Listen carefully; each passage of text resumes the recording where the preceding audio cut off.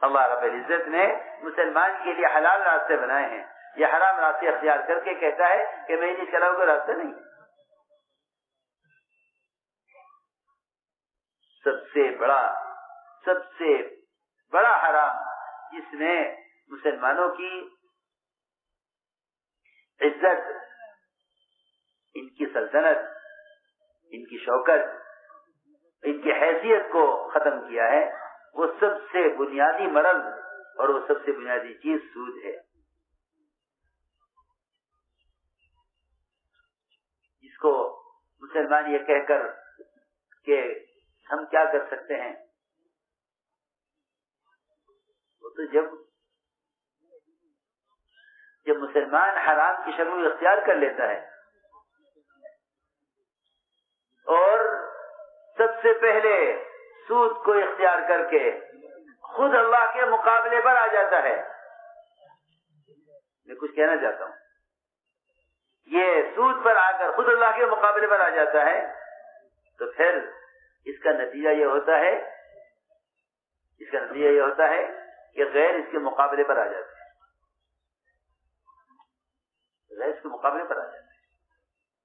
میں نے کل بھی عرض کیا تھا کہ اللہ تعالیٰ اس کے مقابلے پر کسی بھی شکل کو لے آئیں گے.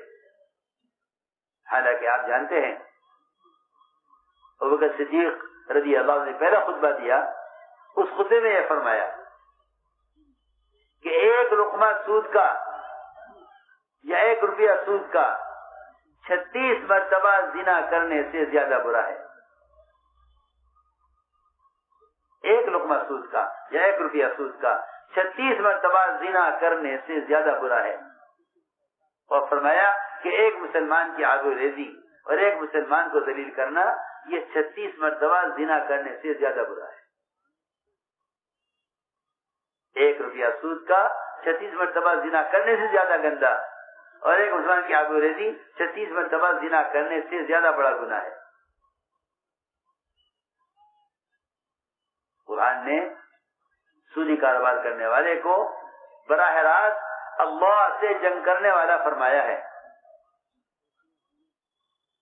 کہ اگر یہ باز نہیں آتے ہیں سود سے تو انہوں نے اللہ سے اعلان جنگ کیا ہوا ہے. ذرا اندازہ کریں، آپ کا پڑوسی، آپ کی اس سے دشمنی ہو اور سخت اختلاف ہو، کیا آپ اس سے نمک مانگ سکتے ہیں؟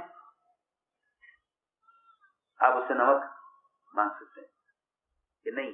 آپ کی طبیعت گوارا نہیں کرے گی، آپ کی طبیعت گوارا نہیں کرے گی کہ ان سے ہم کبھی نمک بھی نہیں مانگیں گے. لیکن اللہ سے اعلان جنگ کر کے پھر دعا کرے کہ اللہ تو یہ کر دے، اللہ تو یہ کر دے، اللہ تو یہ کر دے. ادھر اللہ سے جنگ ہو رہی ہے، ادھر اللہ سے مطالبے ہو رہے ہیں. ادھر جنگ ہو رہی ہے اللہ سے، ادھر مطالبے کر رہے ہیں اللہ سے.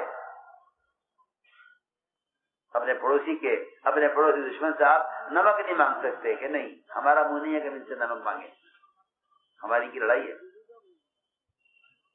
یہ اللہ سے اعلان جنگ کیے ہوئے ہے اور پھر کہتا ہے کہ اللہ سے یہ کر دے. میرے دوستو عزیزو، سب سے پہلے کمائی کے نقشوں میں تقوی لانا لازم ہے، اس لیے کہ سارے اعمال کا مدار جس کے بدن کے ان اعضاء پر ہے، جھوٹ کا، سچ کا، غیبت کا، بہتان کا، اس کی نظروں کو، اس کی نظریں کسی کو غلط ارادے سے دیکھیں، اس سب کا تعلق اس کے بدن کے خون سے ہے. اس کا تعلق اس کے بدن کے خون سے ہے. اس کے بدن سے جو عمل ظاہر ہوگا اس کا تعلق براہ راست اس کی کمائی سے ہے. اس کے بدن سے جو عمل ظاہر ہوگا اس کا تعلق براہ راست اس کی کمائی سے ہے. فرمایا کرتے تھے کہ لوگ لقمے کو معمولی سمجھ کے کھا لیتے ہیں، حالانکہ لقمہ سمندر ہے اور خیالات اس کے موتی ہیں. لقمہ سمندر ہے، خیالات اس کے موتی ہیں. جیسی غذا ہوگی ویسے خیالات ہوں گے، جیسی غذا ہوگی ویسے خیالات ہوں گے. جیسا کمائے گا کہ ویسا ہی بجائے گا. اس کی آواز ہی اس کی کمائی کے اعتبار سے ہوگی. ابوبکر صدیق رضی اللہ تعالیٰ عنہ کو جب کہانت کی آمدنی کا لقمہ دیا گیا فوراً سوال کیا کہاں سے لائے ہو؟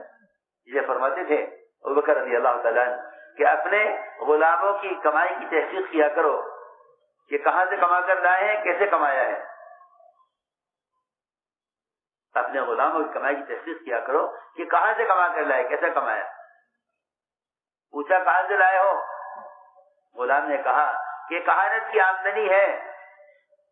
ابوبکر رضی اللہ تعالیٰ عنہ نے اس لقمے کی قے کی. یہ لقمہ سخت بھوک میں کھایا گیا، جو معدے میں اندر چلا گیا ہے، اس کا نکلنا ممکن نہیں تھا. قے کرنے کی کوشش کرتے رہے.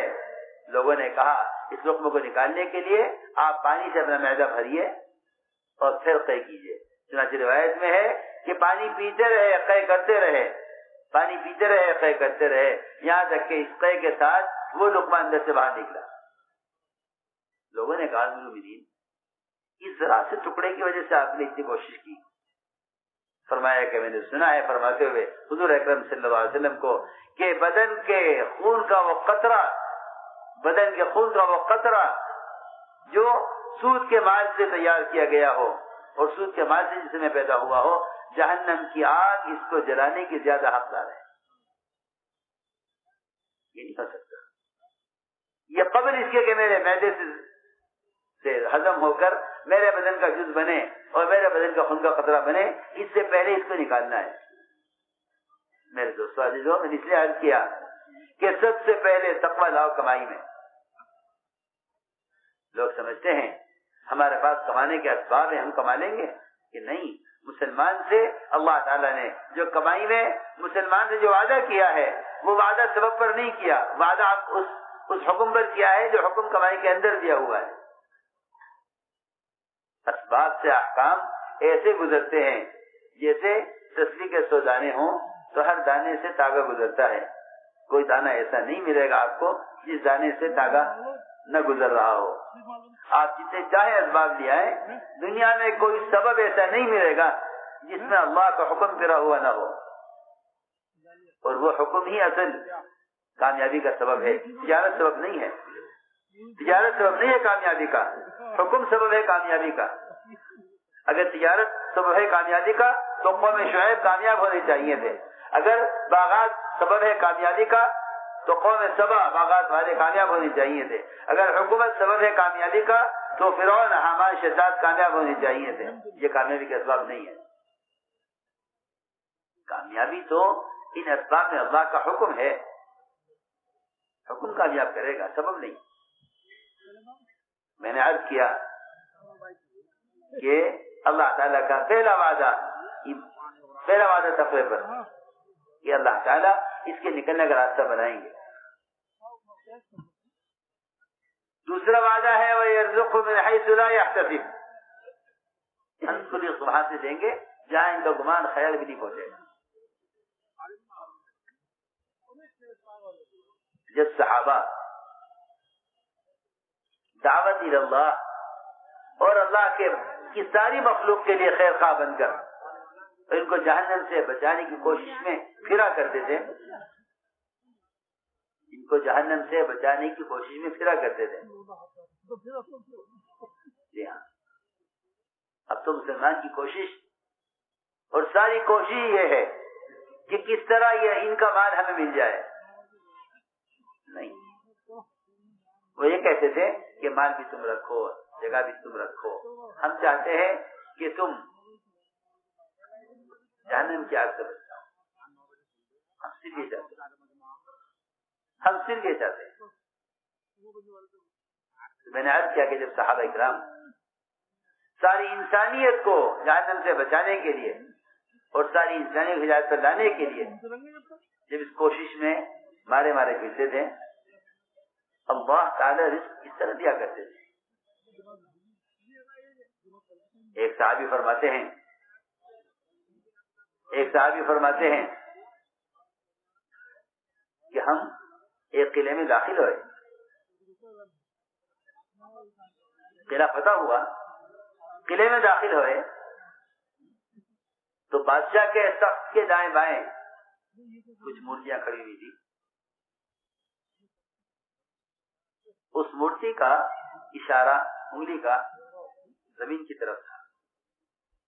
صحابی کہتے ہیں مجھے خود خیال آیا, کسی نے مجھ سے نہیں کہا, مجھے خیال یہ آیا کہ اس کا اشارہ کسی مال کی طرف ہے جہاں پہ مال دفن ہے.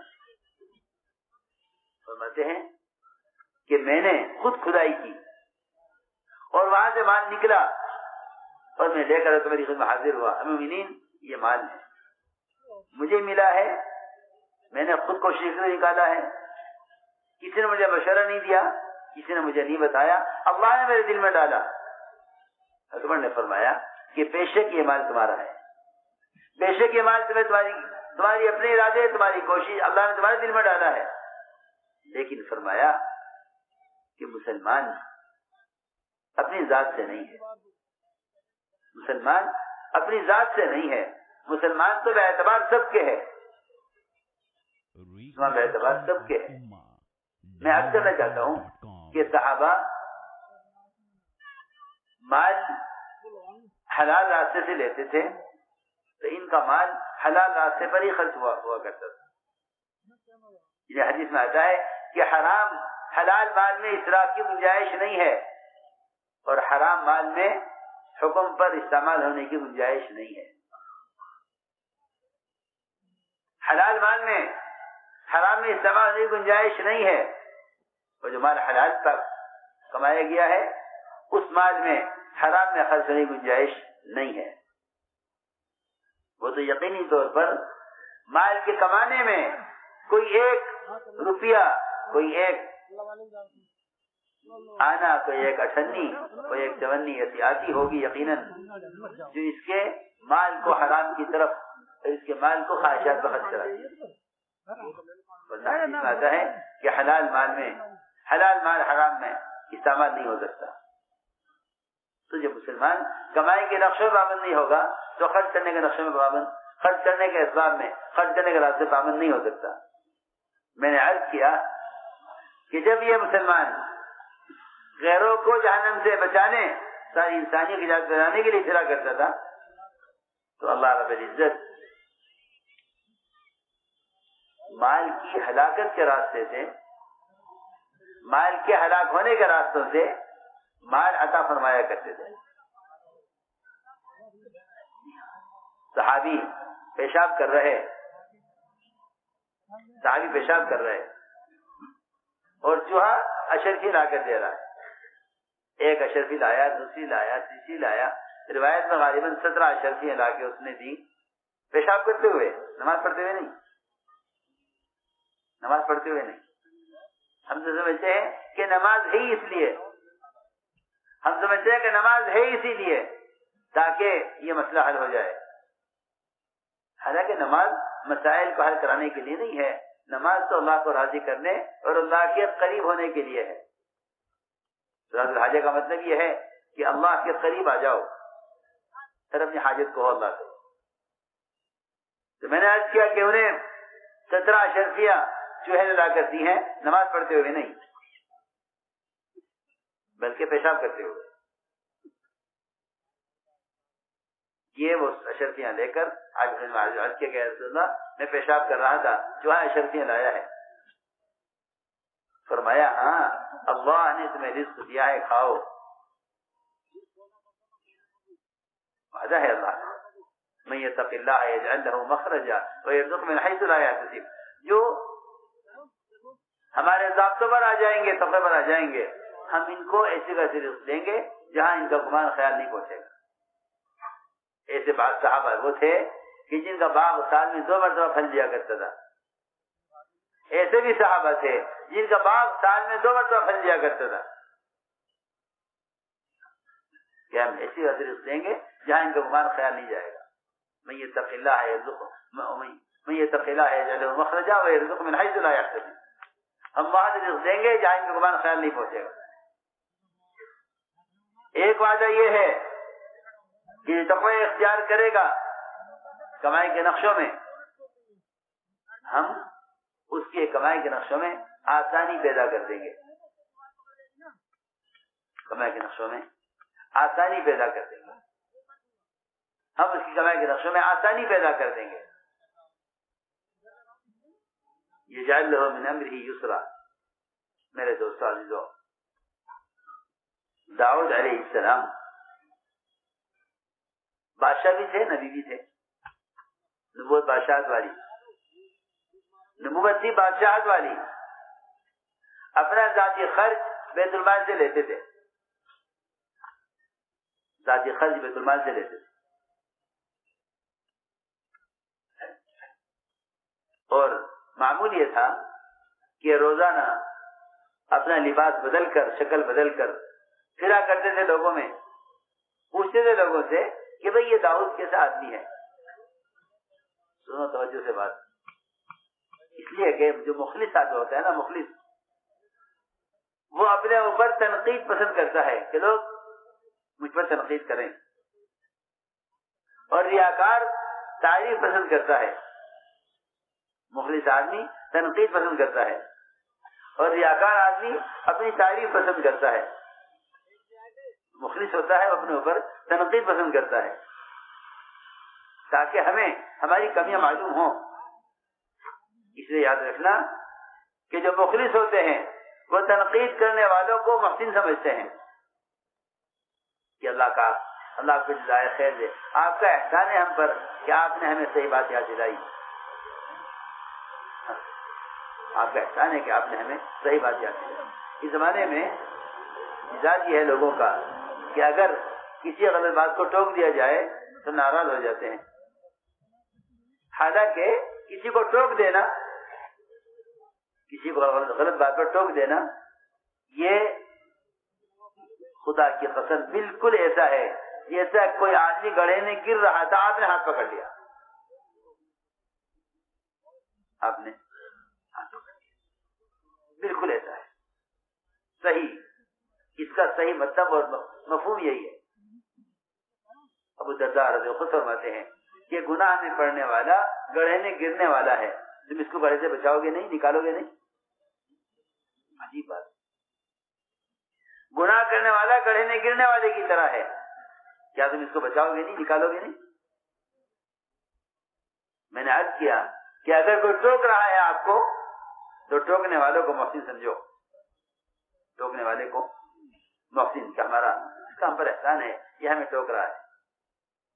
ٹوکنے والوں کو محسن سمجھنا چاہیے، یہاں دشمن نہیں. ٹوکنے والوں کو دشمن وہ سمجھتا ہے، اللہ حفاظت فرمائے، جس میں ریا ہوتا ہے وہ ٹوکنے والوں کو دشمن سمجھتا ہے اور تعریف کرنے والوں کو دوست سمجھتا ہے. اس لیے میں نے عرض کیا کہ جب کسی منکر سے روکا جائے، جب کسی غلط کام سے روکا جائے تو روکنے والے کو اور ٹوکنے والے کو اپنا محسن سمجھو. لیکن جب کسی کو ٹوکا جاتا ہے تو وہ اپنی بے عزتی محسوس کر کے ٹوکنے والے کے سامنے کوئی عذر پیش کر دیتا ہے. ذرا دھیان سے بات سننا، ٹوکنے والے کے سامنے عذر پیش کر دیتا ہے تاکہ ٹوکنے والا معذرت کرے کہ جی معاف کیجیے گا، مجھے معلوم نہیں تھا. ہاں، یہ مجھے معلوم نہیں تھا، معاف کیجیے گا. اس لیے جب کسی کو ٹوکا جاتا ہے تو وہ سوچتا ہے کہ کیا عذر پیش کروں، سوچتا ہے کہ کیا عذر پیش کروں تاکہ ٹوکنے والا خاموش ہو جائے. بجائے اس کے کہ غلطی مجھ سے ہوئی، یہ غلطی اس کے سر پڑے، ٹوکنے والے کے. سنو میں واقعہ سناتا ہوں. ایک صاحب کھانا کھا رہے تھے. حضور اکرم صلی اللہ علیہ وسلم نے فرمایا کہ دائیں ہاتھ سے کھاؤ. آپ نے فرمایا کہ دائیں ہاتھ سے کھاؤ. یہ بائیں سے کھا رہے تھے، فرمایا دائیں ہاتھ سے کھاؤ. اس نے جواب میں کہا، آپ کو نعوذ باللہ آپ کی بات کو رد کرنے کے لیے یہ کہا کہ میرا دائیں ہاتھ اٹھتا نہیں ہے، اس لیے میں بائیں سے کھا رہا ہوں. آپ کو معلوم تھا کہ اس کا دائیں ہاتھ ٹھیک ہے، لیکن اس نے صرف تکبر کی وجہ سے انکار کیا ہے. کیونکہ آدمی عذر پیش کرتا ہے کبھی تکبر کی وجہ سے، عذر پیش کرتا ہے تکبر کی وجہ سے. جب شیطان کو حکم دیا، ابلیس کو حکم دیا آدم علیہ السلام کو سجدہ کرنے کا، تو اس نے جو عذر کیا ہے اس کا یہ عذر کبر کی وجہ سے.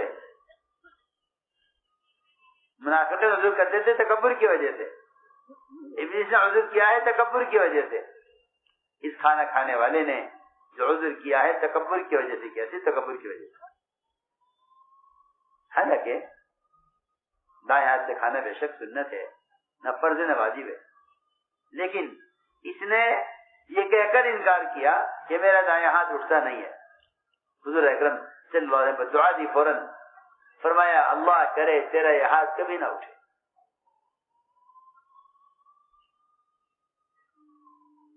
روایت میں ہے اسی وقت اس کا یہ ہاتھ چل ہو گیا، اس کا ہاتھ بیکار ہو گیا. اس دن کے بعد کبھی اس کا ہاتھ اس کے منہ کی طرف نہیں اٹھ سکا. ایک سنت کے انکار پر، ایک سنت کے انکار پر اگر ہاتھ بیکار ہو سکتا ہے تو نعوذ باللہ نعوذ باللہ، خدا نہ کرے اگر کوئی کسی کو فریضے کے لیے کہہ رہا ہو انکار کرتے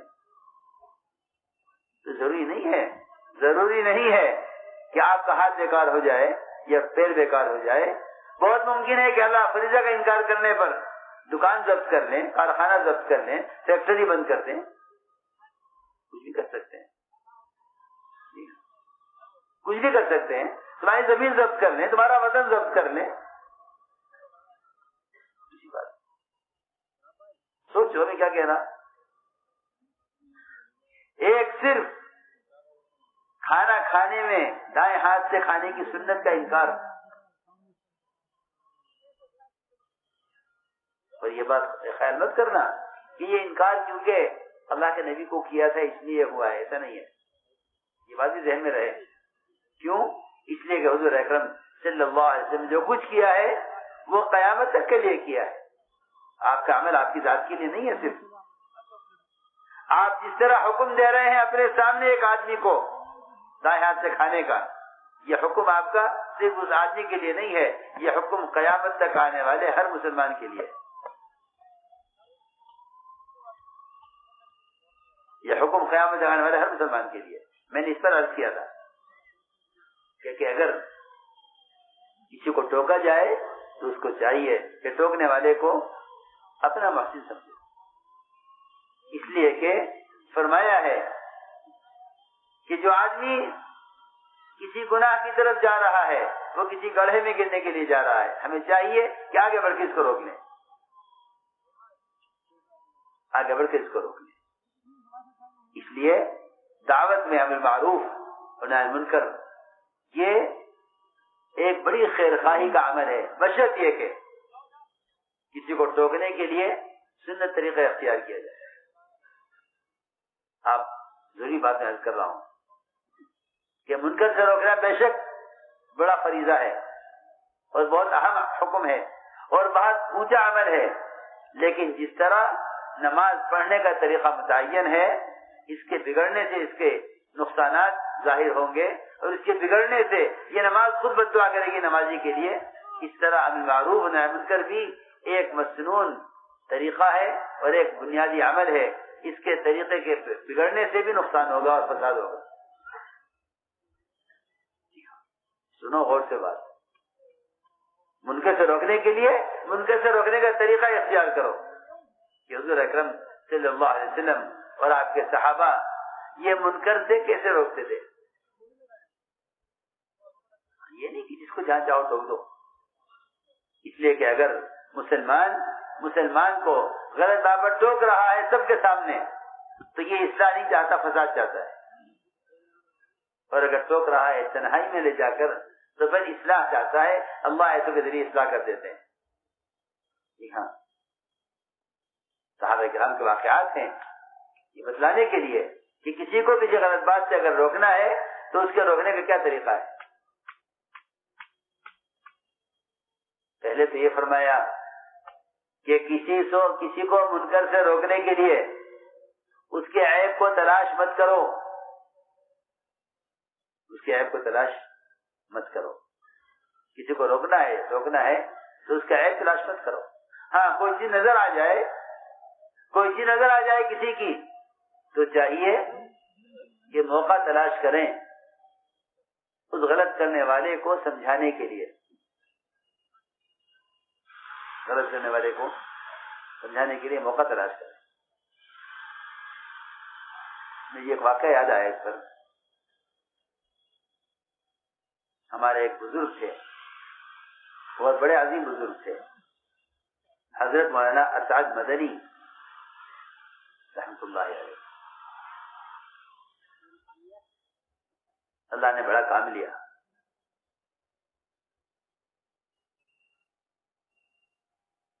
وہ ایک مسجد میں کہیں گزرتے ہوئے نماز کے لیے ٹھہرے. اس مسجد کے امام نے مجھے خود سنایا. مسجد کے امام نے مجھے خود سنایا. میں نے مجھے خبر نہیں تھی کہ کون ہے. میں نے نماز پڑھائی. میں نے دیکھا نہیں نماز سے پہلے گھر تشریف لائے ہوئے ہیں, ورنہ ہر سے نماز پڑھواتے. میں نماز پڑھا کر فارغ ہوا تو میں نے دیکھا پچھلی صف میں میرے پیچھے حضرت نماز میں تھے. کہنے لگے نماز کے بعد کہ مجھے آپ سے کچھ کہنا ہے. جی فرمائیے حکم.